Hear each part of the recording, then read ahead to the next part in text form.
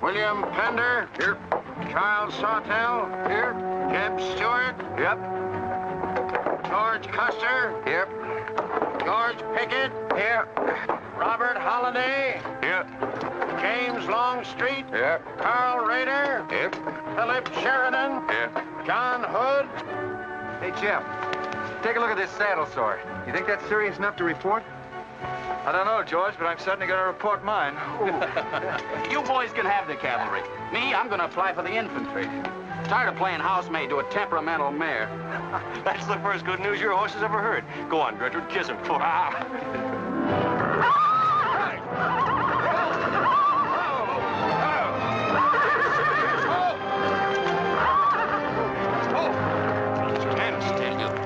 Steady, boy. You weren't so hard-headed, you wouldn't hurt your mouth.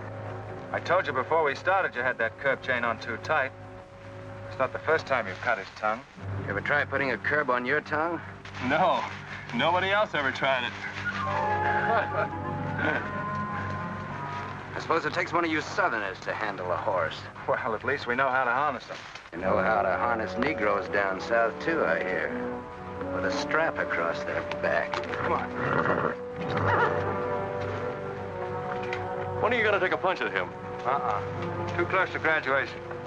Besides, if I've waited 4 years, I guess I can wait another week.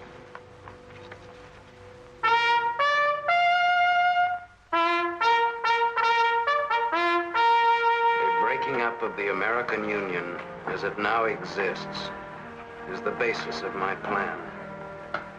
And that destruction must be made upon the issue of Negro slavery and on no other. The Union must then be reorganized on the great principle of emancipation. This object is vast in its compass, terrifying in its prospects, but sublime and beautiful in its issue. A life devoted to it would be nobly spent or sacrificed. If the federal government and its constitution are opposed to my way of thinking, the fault is not mine, but theirs. And I shall continue to oppose them with every means and every weapon at my disposal. Who wrote that inflammatory rot? A wise man by the name of John Brown. Where'd you get it? That's my business. If you don't like it, you don't have to listen to it. You meant it for me, didn't you? Take it any way you like. Sure he meant it for you. He tried that abolition stuff on me till he found out I came from Kansas. Never mind, Bob. Come on, Jeb. Let's turn in. There's no regulation against a cadet having his own ideas. But there is one against spreading treasonable policies. You find the truth hard to take,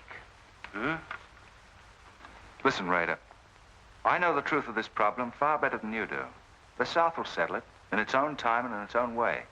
But not through the propaganda of renegades like this John Brown or any of his followers. You mean that renegade line to include me? Look up your oath of allegiance and answer that for yourself. I'll answer that right here and now. I've taken a lot from you Southern snobs. For 50 years now, you've been watering your precious family trees with the sweat of Negro slaves, piling up wealth and snobbery until now you think you own the government and the army. And anybody who disagrees with you is a lying renegade, a rabble-rousing traitor.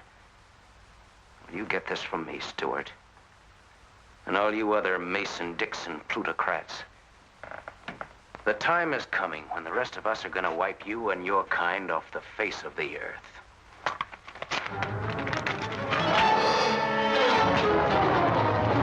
Jim, don't be a fool. No, let them fight it out. Hold it, Raider.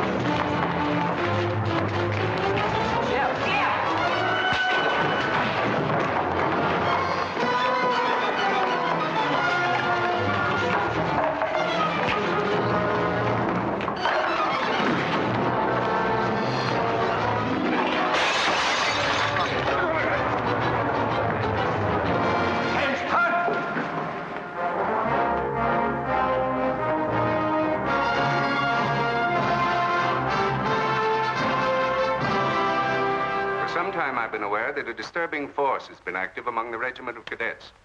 The exact nature of this subversive campaign and the persons responsible for it have not been fully known to us until this moment. Stewart, by every rule of the Academy, you should be discharged from the service. And your associates are no less guilty for their part in this outrageous affair. Colonel Lee, any blame in this matter is entirely upon me. my sole responsibility, sir. That's not quite true, sir. It was my fault. We're all equally responsible, sir. That's right, sir. That's right, sir. If I believed that you were guilty alone, Stewart, I should have sent for you alone. As for you, Custer, and the rest of you, you must be taught that lying to protect a friend is sometimes an extremely dangerous practice. I'm not so greatly concerned about the fight itself as I am about its cause. All 7 of you men violated the first sin of military conduct, the traffic and violent exchange of political ideas, which are not the affairs of an American soldier. You must be punished, and punished severely. I shall request of the War Department upon your graduation next week that all of you be assigned to the most dangerous branch of the United States Army. The 2nd United States Cavalry, now stationed at Fort Leavenworth in the Kansas Territory.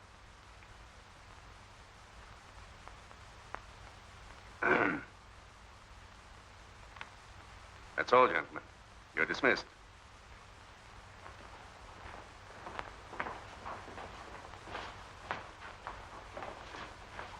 Now send for Cadet Raider. How can you beat that? Fort Leavenworth, suicide station, Kansas, and the Santa Fe Trail. What a piece of luck. That's it, and the cavalry, active duty, promotion. Why, we'll all be generals while the rest of these fellas are still shades. Oh, that's desolate country, Jeff. Nothing grows in Kansas but trouble. What are you talking about? I grew up out there, didn't I? I suppose he's not. Oh, yeah, wait till I get you boys out there. Man alive, that's my stamping grounds. Well, hey! Cheers, my friends! Come on! These pamphlets were found in your quarters. Dozens of them. Together with a letter written by a member of the Abolitionist Party, instructing you to distribute them among those cadets who appeared to be sympathetic to their cause. How long has this undercover activity of yours been going on? Long enough. Very clever idea of your fellow conspirators to plant an agent in our midst.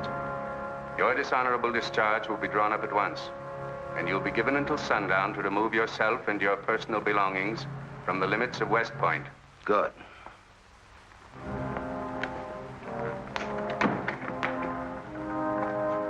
You can tell Mr. Stewart from me that he'd be smart to stay in the Army, right in the middle of it from now on.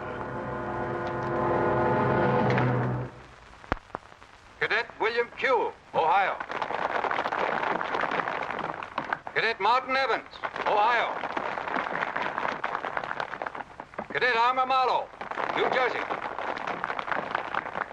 Cadet George Custer, Ohio. Cadet James Longstreet, South Carolina. Cadet Philip Sheridan, New York. Cadet J.E.B. Stewart, Virginia. Cadet John Hood, Kentucky. Cadet Robert Holliday, Kansas Territory.